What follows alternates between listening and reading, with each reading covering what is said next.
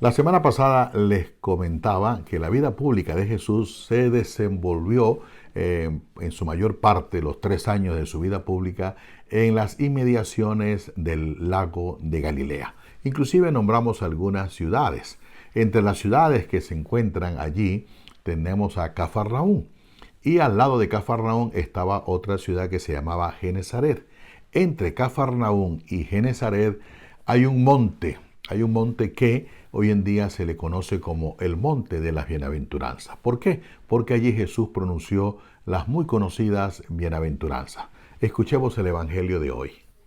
Bajando con ellos se detuvo en un paraje llano. Había una gran multitud de discípulos suyos y gran muchedumbre del pueblo, de toda Judea, de Jerusalén y de la región costera de Tiro y Sidón. Comienza el Evangelio diciendo que bajando se detuvieron en un paraje llano. ¿Por qué se detienen allí? Precisamente porque la vista que se tiene de allí es hermosa.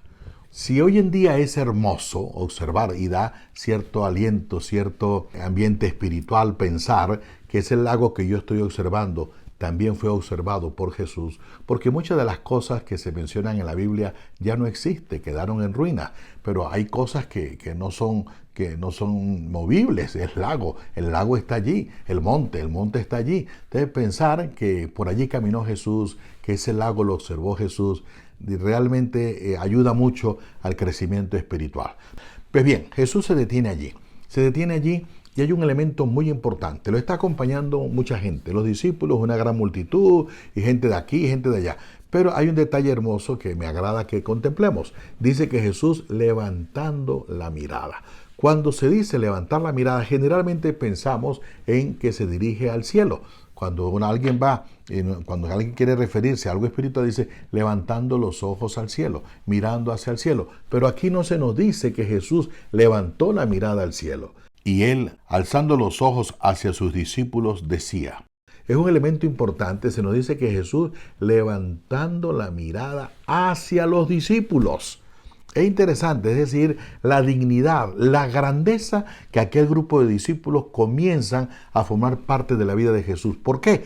Porque veíamos la semana pasada, por ejemplo, que Jesús está llamando a sus primeros discípulos y aquellos primeros discípulos fueron capaces de dejar todo por seguir la propuesta de Jesús. Por eso Jesús hoy los mira realmente con gran aprecio, con gran cariño, con amor. ¿Por qué? Porque ellos han sabido acoger la propuesta que Jesús les había presentado. Por eso levantando la mirada hacia los discípulos, y es cuando comienza a decir algo que lamentablemente nosotros no hemos podido entender y comprender, que son las bienaventuranzas. Bienaventurados los pobres, porque vuestro es el reino de Dios. Bienaventurados los que tenéis hambre ahora, porque seréis saciados. Bienaventurados los que lloráis ahora, porque reiréis. Bienaventurados seréis cuando los hombres os odien, cuando os expulsen, os injurien y proscriban vuestro nombre como malo por causa del Hijo del Hombre. Alegraos ese día y saltad de gozo, que vuestra recompensa será grande en el cielo,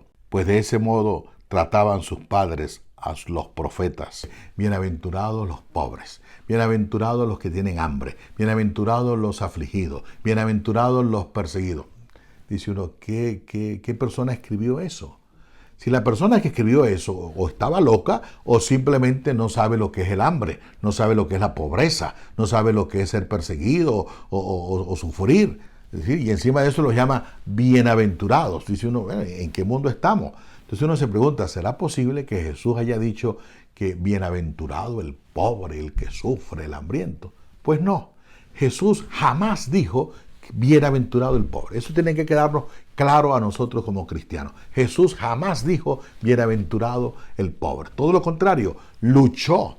Lo veíamos la semana pasada cuando anuncia en su pueblo que Él vino precisamente a anunciar la buena nueva a los pobres. El deseo de Jesús es liberar, sacar a los pobres de su condición de pobreza. No viene a decir que bienaventurados los pobres. Eso jamás lo dijo Jesús. Entonces, ¿cómo se entiende este pasaje evangélico?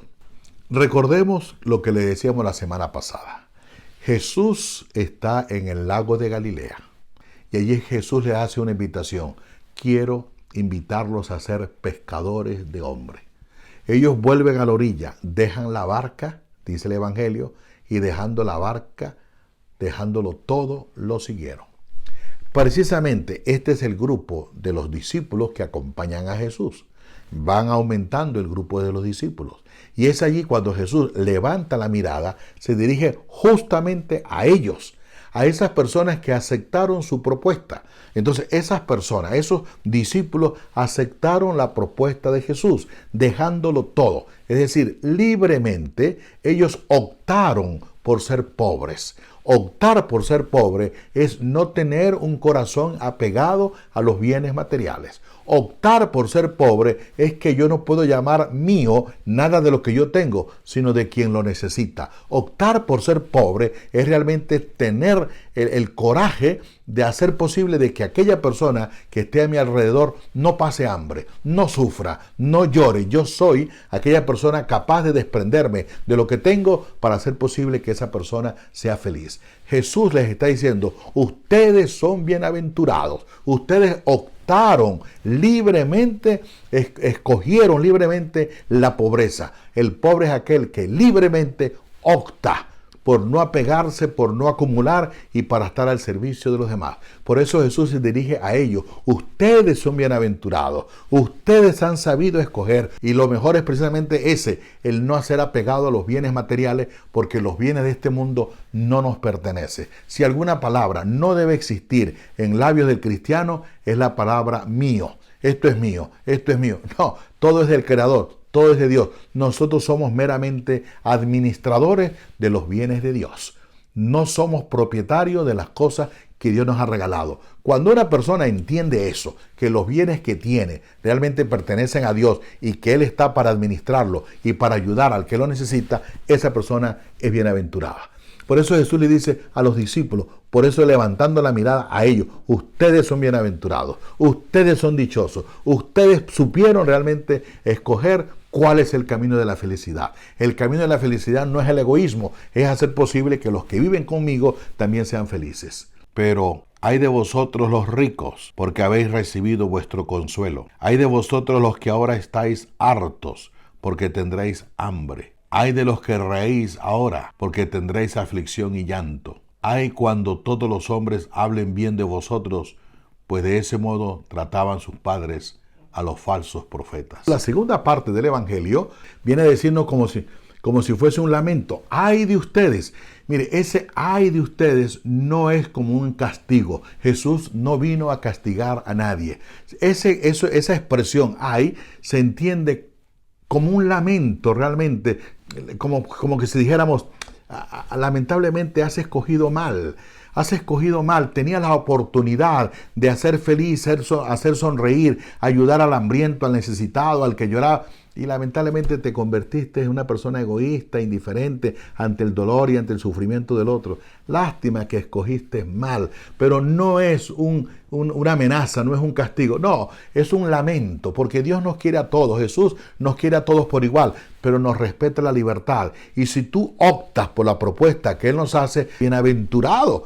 Y si tú rechazas la propuesta, oye, cuánto lo lamento, cuánto me entristece que no compartas con el prójimo, cuánto me entristece que seas indiferente ante el dolor y ante el sufrimiento del otro. Hoy frente a nosotros se nos presentan dos escenarios. Primero, la propuesta de Jesús. Optar libremente por ser pobre, por no apegarme a los materiales de este mundo, por tener un corazón libre, generoso y desprendido para ayudar y consolar al que sufre. O la propuesta de acaparar, de acumular y de serme indiferente ante los problemas y necesidades del otro. Ojalá y tú escojas la propuesta correcta. Pues bien, que ojalá y esto sea un pequeño incentivo para estudiarnos y aprendernos de memoria las bienaventuranzas. Pero más que de memoria, ponerlas en práctica, vivirlas. Que ojalá y nosotros seamos aquellas personas que escojamos la propuesta de Jesús. Les deseo a todos ustedes una feliz semana. Que Dios y la Santísima Virgen María les bendigan. En el nombre del Padre, del Hijo y del Espíritu Santo. Amén.